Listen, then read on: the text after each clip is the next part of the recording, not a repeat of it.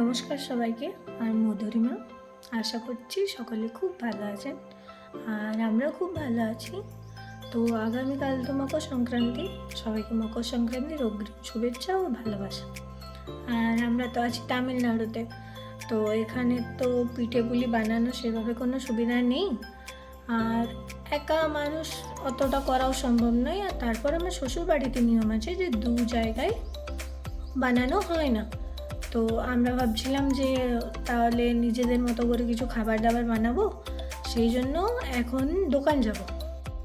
তো এটা আমার প্রথম ব্লগ যেটা আমি নিজে শ্যুট করছি, মানে কোনো ভয়েস ওভার ছাড়া। আমি জানি না, এখন কোনো ভুল ত্রুটি হলে অবশ্যই ক্ষমা করবেন।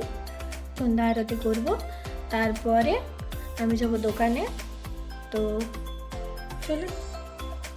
আমার ছোট্ট ঠাকুর ঘরে এখন এই তিনজনই বিরাজমান, আমার গোপাল, বজরংবলী এবং মা লক্ষ্মী। সন্ধ্যা প্রদীপ জ্বালিয়ে আমি বাড়ি থেকে বের হই।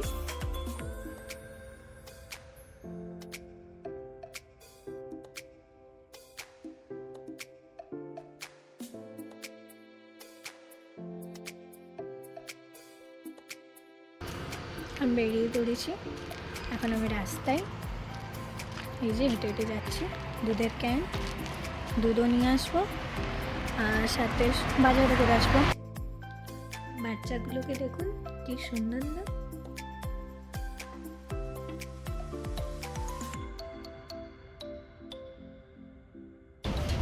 আমার দুধ নেওয়া হয়ে গেছে, আর এখন আমি যাচ্ছি বাজার করতে।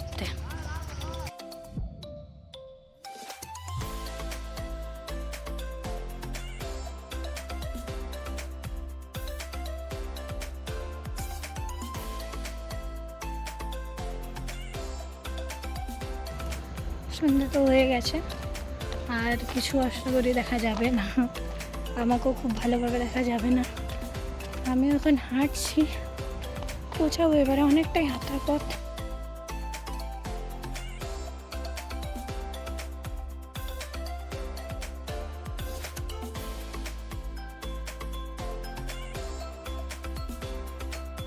এই যে এনাকে দেখছেন, উনি হলেন প্রচণ্ড দুষ্টু একজন মেয়ে।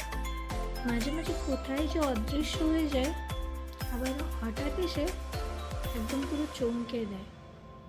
কিন্তু যাই বলুন, আমি এখানে আসার পরে আমার প্রথম সঙ্গী হলো এই মেয়েটি।